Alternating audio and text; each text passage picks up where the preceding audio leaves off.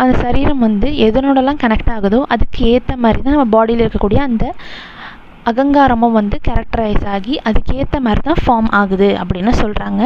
இதில் செப்பரேட்டாக ஒரு டைப் கொடுத்துருக்காங்க, அதாவது சுத்த சத்வகுணம் அப்படின்னு. இது என்ன அப்படின்னா, சுத்தமாக இருக்கக்கூடிய சத்வத்தோட முக்கியத்துவம் நம்ம பாடியில் ரியாக்ட் ஆகுது, அது எல்லா இடத்துலையும் பரவி இருக்குது அப்படின்னா அந்த கேரக்டருக்கு பேர் தான் சுத்த சத்வகுணம். தூய சத்வகுணம். சுத்தமாக இருக்கக்கூடியது, ஓகேங்களா? அதை சுத்த சத்வகுணம்னு சொல்லலாம், இல்லை தூய சத்வகுணம்னு சொல்லலாம். இறைவனோட தனித்தன்மை, மாயை உடலாக இருக்கக்கூடிய அந்த இறைவன் இருக்கார் இல்லையா, ஸோ அவரோட அந்த ஈசன் அப்படின்னு சொல்லக்கூடிய இறைவனுக்கு வந்து எந்த ஒரு குணத்தையும் இல்லை எந்த ஒரு கேரக்டரையும் எதையுமே அவர் சாராமல் நியூட்ரலாக இருக்கிறது தான் அவரோட நேச்சர், அவரோட ப்ராப்பர்ட்டியாக வந்து இருக்குது. இப்போ நம்ம சத்வ அகங்காரம் அப்படிங்கிற மாதிரி பார்த்தோம். இது சாத்வ அகங்காரம். இது என்ன அப்படின்னு பார்த்தீங்கன்னா, இது ஆத்மாவோட உறைவிடமாக இருக்கிறது தான் வந்து இந்த அகங்காரம் அப்படின்னு சொல்லுவோம். இறைவனோட சத் அப்படின்னு சொல்லக்கூடிய அந்த சொரூபத்துக்கு காரணமாக இருக்கக்கூடிய அகங்காரம். இதற்கு வந்து அந்தர்யாமி அப்படின்னு இன்னொரு பேரும் இருக்குது. இதை ஃபுல்லாக டீட்டெயிலாக நம்ம பார்ட் 3 வீடியோவில் நம்ம எக்ஸ்பிளைன் பண்ணியிருப்போம். பார்க்காதவங்க பார்ட் 3 வீடியோவை பார்த்துட்டு அதுக்கப்புறம் இந்த பார்ட் 4 வீடியோவை பாருங்கள். இந்திரியங்கள் வாயிலாக என்ன ஆகும் அப்படின்னா, பொருளை வச்சு அந்த ஆன்மாவால் உணர முடியும். அதாவது ஒரு விளக்கு மாதிரி, நம்ம ஒரு சின்ன ஒரு லேம்ப் இருந்தால் தான் நம்ம சுற்றி இருக்கக்கூடிய விஷயங்களாம் நம்மளால் பார்த்து தெரிஞ்சுக்க முடியும். ஒரு இருளில் இருக்கோம், இல்லை நம்மக்கிட்ட கரண்ட் போயிடுச்சு அப்படின்னா ஏதாவது ஒரு ஒளி நம்மக்கிட்ட இருக்கணும். ஒரு சின்ன விளக்கோ இல்லை ஒரு கேண்டிலோ இருந்தால் தான் நம்மளை சுற்றி என்ன விஷயங்கள் இருக்குங்கிறத நம்மளால் தெரிஞ்சுக்க முடியும். அதே மாதிரி தான் நம்ம இந்த அகங்காரமும் நமக்குள்ளே, நம்ம ஆத்மாக்குள்ளே என்ன விஷயங்கள் இருக்குது அப்படிங்கிறத நம்மளுக்கு உணர வைக்கிறது தான் இதனோட வேலையாக இருக்குது. இந்த அந்தர்யாமியோட பங்கு என்ன அப்படின்னு பார்த்தீங்கன்னா, ஆத்மா எப்போதுமே இறைவனோடு இருக்கக்கூடிய அந்த சத் சுரூபத்திலேயே வச்சிருக்கக்கூடிய சக்தி இதை கொடுக்குது அப்படின்னா இந்த அந்தர்யாமியோட பங்களிப்பு தான் நம்மளுக்கு கொடுக்குது. இது எது மூலமாக இயங்குது அப்படின்னா, நம்ம சோலோட அந்த எமோஷன்ஸாக இருக்கட்டும், இல்லை நம்ம சோல்குள்ளே இருக்கக்கூடிய அந்த நாலேஜாக இருக்கட்டும், இது மூலமாக தான் அந்தர்யாமின்னு சொல்லக்கூடிய இந்த நிலை வந்து நம்ம பாடியில் வந்து ரியாக்ட் ஆகுது. ஃபைனலாக நம்ம ஈசனோட காரணங்களை பார்த்து இதோட இந்த பார்ட் 4 வந்து கம்ப்ளீட் பண்ணிக்கலாம். ஆன்மாவோட உயிருக்கும் இல்லை அதில் இருக்கக்கூடிய இந்திரியங்களுக்கும் எல்லாத்துக்கும் மூல காரணமாக இருக்கிறது தான் வந்து ஈசன். இதில் முக்கியமான கருத்து என்ன அப்படின்னு பார்த்தோம்னா, இதில் 2 விதமான சித்தாந்தங்களோட கருத்தையும் இதை தான் வந்து அவங்க மென்ஷன் பண்ணியிருக்காங்க.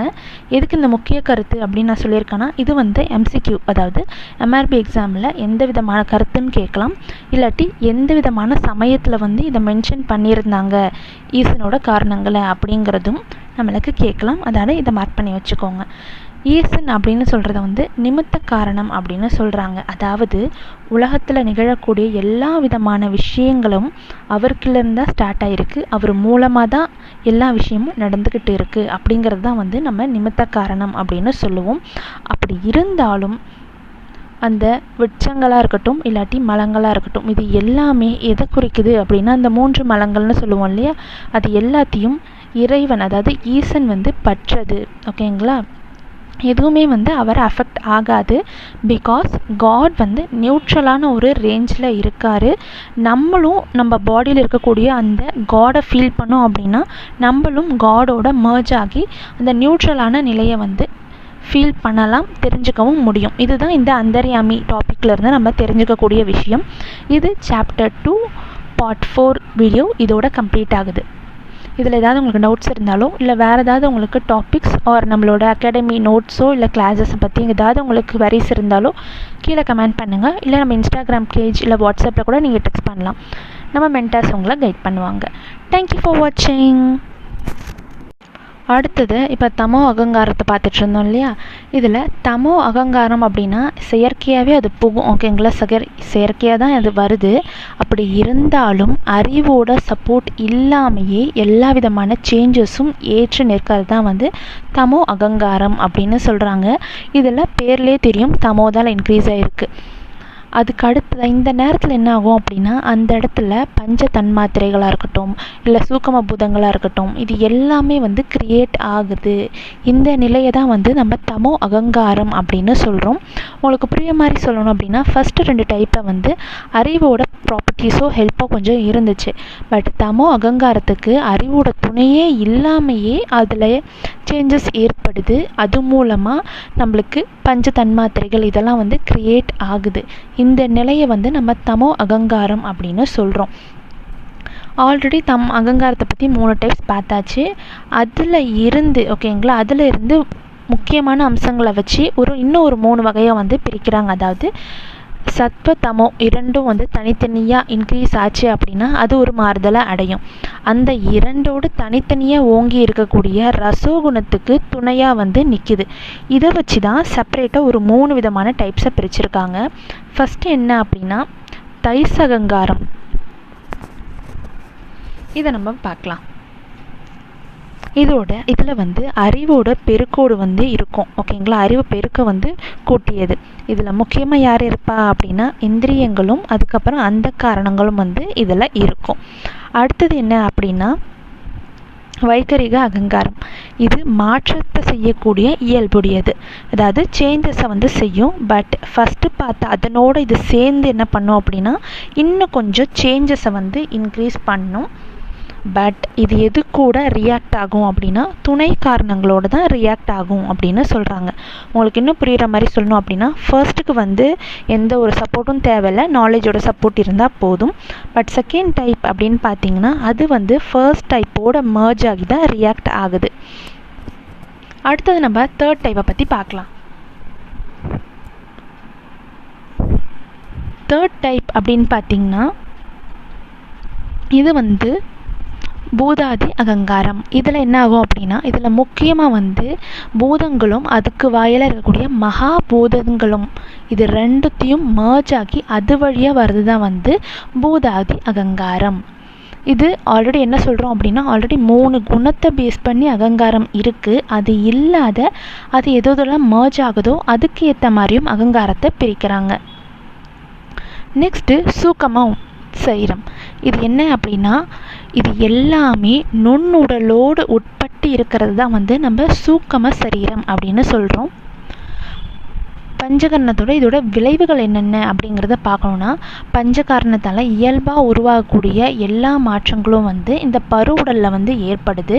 இது எல்லாமே என்ன ஆகும் அப்படின்னா ஈசனாக சொல்லக்கூடிய அந்த சிவனோட அருளால் ஆத்மாவுக்கும் வந்து இது அனுபவிக்க முடியுது. அதனால தான் ஒருத்தங்களும் ஒவ்வொரு விதமான கேரக்டர்ஸில் இருக்காங்க. ஓகேங்களா, உங்களுக்கு இப்போ என்னன்னு புரிஞ்சிருக்கும் அகங்காரம் எதனால் ரியாக்ட் ஆகுது அப்படின்னு. அதாவது நம்ம பாடியில் வந்து பாடியிலையும் இருக்கட்டும் இல்லை நம்ம பண்ணக்கூடிய அந்த கண்மாக்களை பேஸ் பண்ணியும் பாடியில் இருக்கக்கூடிய அந்த சேஞ்சஸ்னால ஒவ்வொரு விதமான அகங்காரங்கள் வந்து ஃபார்ம் ஆகுது அப்படின்னு சொல்கிறாங்க. முக்குணத்தோட பரிமாணங்களும் பார்த்துடலாம். இதில் சத்வீத அந்த 3 குணங்கள் இருக்கு இல்லையா, அது எப்படி இருக்கும் அப்படின்னா அது வானம் மாதிரி ரொம்ப விரிஞ்சி ரொம்ப நுண்ணியமாக எதோட தொடர்பு இருக்குதோ அதுக்கு ஏற்ற மாதிரி தான் அது பிரதிபலிக்கும். ஓகேங்களா, அதோட பிரதிபிம்பம் இருக்கும் அப்படின்னு சொல்கிறாங்க. அதோட பிரதிபிம்பம் அப்படின்னா அதோட ஷேடோ. உங்களுக்கு ஆல்ரெடி நான் சொன்ன மாதிரி தான் அந்த கேரக்டர்ஸ், அதாவது நம்ம பாடியிலையும் இருக்கட்டும் இல்லை ஓவராலாக அந்த சரீர. Hello all, welcome to mysterious medicos. இந்த வேளை என்ன பார்க்க போகிறோம் அப்படின்னா முதல் கோட்பாடு, அதில் பார்ட் 4 தான் பார்க்க போகிறோம். பார்ட் 3யோட நம்ம கம்ப்ளீட் பண்ணியிருந்தோம். பட் நம்மளோட ஒரு ஸ்டூடெண்ட் வந்து ரெக்வஸ்ட் பண்ணியிருந்தாங்க இதோட கண்டினியூவேஷன் சில டாபிக்ஸ்லாம் இருக்கு இல்லையா, ஸோ அதையும் பார்ட் 4 வந்து அப்லோட் பண்ண சொல்லியிருந்தாங்க. அதுக்காக தான் இப்போ நம்ம இந்த வீடியோவில் பார்ட் 4 வீடியோவை பார்க்க போகிறோம். அதாவது சாப்டர் 2ல் இருக்கக்கூடிய லெசனை பார்ட் 4 கண்டினியூவேஷனை பார்க்கலாம். நம்ம ப்ரீவியஸாக 3rd பார்ட் வரைக்கும் பார்த்துருந்தோம். அதாவது அந்தர்யாமி அப்படின்னா என்னங்கிறது வரைக்கும் நம்ம பார்த்துருந்தோம். அதோட வீடியோஸ் பார்க்காதவங்களுக்கு செப்பரேட்டாக டிஸ்கிரிப்ஷன்லேயும் சரி மேலே ஐ பட்டன்லேயும் சரி செப்பரேட்டாக உங்களுக்கு அதுக்கான லிங்க்கை நான் ஷேர் பண்ணுறேன். ஒன்ஸ் அதை நீங்கள் வெரிஃபை பண்ணி பார்த்துட்டு அதுக்கப்புறமா இந்த கிளாஸஸை கவனிங்க, ஈஸியாக உங்களுக்கு புரியும். இதில் செயற்கையாக அகங்காரம் இருக்கு இல்லையா, அது மூணாக வந்து பிரிச்சிருக்காங்க. அதுக்கான மெத்தட்ஸ் தான் நம்ம பார்க்குறோம். ஃபஸ்ட்டு வந்து மூல பிரகிருதி இருக்குது. அது விகாரம் ஆச்சு அப்படின்னா அதுக்கு அடுத்தது அது வந்து மகா தத்துவமாக மாறி அதுக்கு அடுத்ததாக அதுதான் வந்து அகங்காரமாக மாறுது. அது 3 விதமான குணங்களோட பிரியுது. ஒன்று வந்து சத்வகுணம், அடுத்தது ரசோகுணம், அதுக்கு அடுத்தது வந்து தமோகுணம். ஃபஸ்ட்டு மீசுரமான சத்வ அகங்காரம் அப்படின்னா என்ன அப்படின்னா, ஃபஸ்ட்டு சத்வனா என்னன்னு தெரிஞ்சுக்கலாம். சத்வகுணம் அப்படின்னு சொல்கிறது சாந்தமாக இருக்கக்கூடிய ஒரு கேரக்டர்ஸ், அதாவது அன்பு, பாசம், பரிவு அது மாதிரி இருக்கக்கூடிய ரொம்ப அமைதியான கேரக்டரை வந்து சத்வகுணனும், ரசோகுணம் அப்படின்னு சொல்கிறது அது மாதிரி காமான கேரக்டரும் இருக்கும். பை த சேம் டைம் அந்த கோபம், பசி, பேராசை அப்படிங்கிற கொஞ்சம் பேடான கேரக்டர்ஸும் இருக்கும். இது வந்து ரசோகுணத்தில் வரும். தபோகுணம் அப்படின்னு சொல்லும்போது இது முழுக்க கோபம், களவு, திருட்டு அப்படின்னு நிறைய விதமான பேட் கேரக்டர்ஸோடு இருக்கிறத வந்து தமோ குணம் அப்படின்னு சொல்லுவோம். இதில் சத்வகுணம் அப்படின்னா மாங்ஸ், ஓகேங்களா, அந்த சித்தர்கள், ஞானிகள் அவங்களாம் வந்து சத்வகுணம் அப்படின்னு சொல்லுவாங்க. ரசோகுணம் அப்படின்னா நம்மள மாதிரி ஹியூமன் பீயிங்ஸ் இவங்களெலாம் வந்து ரசோகுணம். ஏன்னா அவங்களுக்கு வந்து நல்ல கேரக்டர்ஸும் இருக்கும், பை த சேம் டைம் செல்ஃபிஷாகவும் யோசிப்பாங்க. பட் தமோகுணம் அப்படின்னு சொல்கிறவங்க ரொம்பவே டெரிஃபிக்காகவும் ரொம்ப பேட் கேரக்டர்ஸ் இருக்கிறவங்களும் முழுக்க நல்ல தன்மையே இல்லாதவங்களை வந்து தமோ குணத்தில் சார்ந்த விஷயங்கள், அதாவது தமோ குணத்தில் இருக்கக்கூடிய பர்சன்ஸ் அப்படின்னு சொல்லுவாங்க. உங்களுக்கு புரியறதுக்காக இந்த எக்ஸாம்பிள்ஸை சொன்னேன். ஃபஸ்ட்டு சத்வகுணத்தில் இருக்கக்கூடிய அகங்காரம் அப்படின்னு பார்த்தோன்னா, நம்ம யார் அப்படின்னு நம்ம ட்ரை பண்ணி தெரிஞ்சுக்கக்கூடிய அந்த செயலையும் அந்த ஞானத்தை தான் வந்து சத்வ அகங்காரம் அப்படின்னு சொல்லுவோம். ஸோ நல்லதுக்கும் நம்ம ஸ்ட்ரகிள் பண்ணலாம், கெட்டதுக்கும் நம்ம ஸ்ட்ரகிள் பண்ணலாம். ஸோ நம்ம ஸ்ட்ரகிள் பண்ணுறோங்கிறது தப்பு கிடையாது, எதுக்காக ஸ்ட்ரகிள் பண்ணுறோங்கிறது தான் இங்கே பாயிண்ட்டு. அப்போ பார்க்கும்போது சத்வகுணம் அப்படின்னு பார்க்கும்போது நம்ம ஸ்ட்ரகிள் பண்ணுறோம் எந்த விஷயத்துக்காக அப்படின்னா, நமக்குள்ளே இருக்கக்கூடிய அந்த இன்னர் பீஸ், ஓகேங்களா, அதுக்காகவும் நம்ம எதுக்காக பிறந்தோம், இல்லை என்ன நம்ம அச்சீவ் பண்ணணும், நமக்குள்ளே என்ன விஷயந்தான் இருக்குது அப்படிங்கிற நம்மளை பற்றி எக்ஸ்ப்ளோர் பண்ணக்கூடிய அந்த நாலேஜ் தான் வந்து சத்வ அகங்காரம் அப்படின்னு சொல்கிறாங்க. அதுக்கு அடுத்தது அதில் இருக்கக்கூடிய அதுவே அது மீசுரம் முட்டுருச்சு அப்படி நிற்கும் போது என்ன ஆகும் அப்படின்னா, அதுக்கு ஒரு எக்ஸாம்பிளோடு நம்மளுக்கு எக்ஸ்பிளைன் பண்ணுறாங்க. அதாவது ஆத்மாவுக்கு துணையாக நின்றுட்டுருக்க அறிவை வந்து பெருக்கி அந்த ஆன்மாவை வந்து எதுக்கு நம்மளுக்கு இந்த உள்ள சோல் இருக்குது அப்படிங்கிற விஷயத்தை வந்து தெரிவிக்கிறது.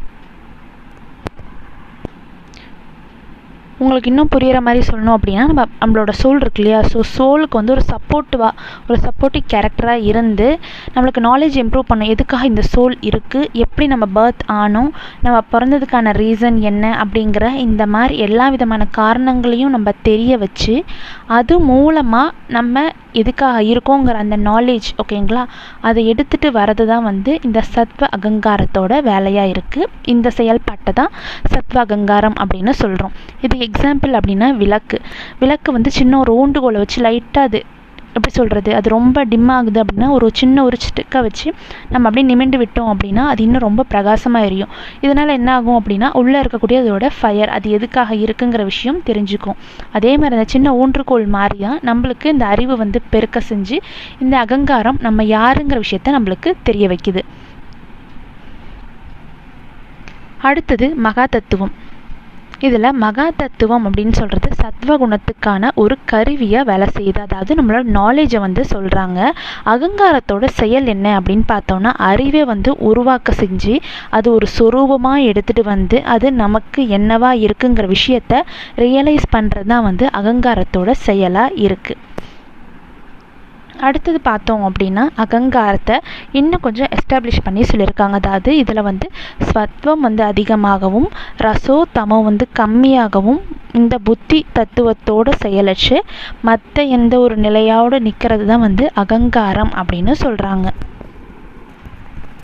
நெக்ஸ்ட்டு ரசோ அகங்காரம். இந்த அகங்காரத்தில் என்ன ஆகும் அப்படின்னா, ரசோகுணம் வந்து மீறிடும், ஓகேங்களா. அது அப்படியே நீங்கள் என்ன பண்ணுறீங்க அப்படின்னா 3 கேரக்டர்ஸும் அப்படியே எழுதிக்கோங்க. நான் சொல்கிற ஒவ்வொரு டைப்ஸுக்கும் எந்தெந்த கேரக்டர் இன்க்ரீஸ் ஆகுது, என்னென்ன கேரக்டர் டிக்ரீஸ் ஆகுது, எது மர்ஜ் ஆகுது அப்படிங்கிறத அப்படியே நீங்கள் நோட் பண்ணிட்டே வாங்க. படிக்கவும் ஈஸியாக இருக்கும், எக்ஸாம் பாயிண்ட் ஆஃப் வியூவில் ரிவைஸ் பண்ணவும் ரொம்ப ஈஸியாக இருக்கும். ஃபஸ்ட்டு இப்போ ரசோகுணம் அப்படின்னா, ரசோகுணம் வந்து இன்க்ரீஸ், அதாவது மீறி என்ன ஆகுது அப்படின்னா சத்வகுணமும் தமோகுணமும் ரெண்டும் மர்ஜ் ஆகுது. இதனால் என்ன ஆகும் அப்படின்னா நமக்குள்ளே இருக்கக்கூடிய இந்திரியங்கள் எல்லாத்தோட தன்மாத்திரைகள் ஓகேங்களா, அது எல்லாமே வந்து கிரியேட் ஆகி இதனால் நம்மளுக்கு ஒரு செயற்கையாக ஒரு உற்சாகத்தோடு கூடிய ஒரு அகங்காரம் வருது. அதை தான் நம்ம ரசோ அகங்காரம் அப்படின்னு சொல்கிறோம். அடுத்ததாக தமோ அகங்காரம். இது செயற்கையாகவே என்ன ஆகும் அப்படின்னா நம்மளுக்கு எந்த விஷயத்தை இன்க்ரீஸ் பண்ணுது அப்படின்னு பார்த்தீங்கன்னா நிறைய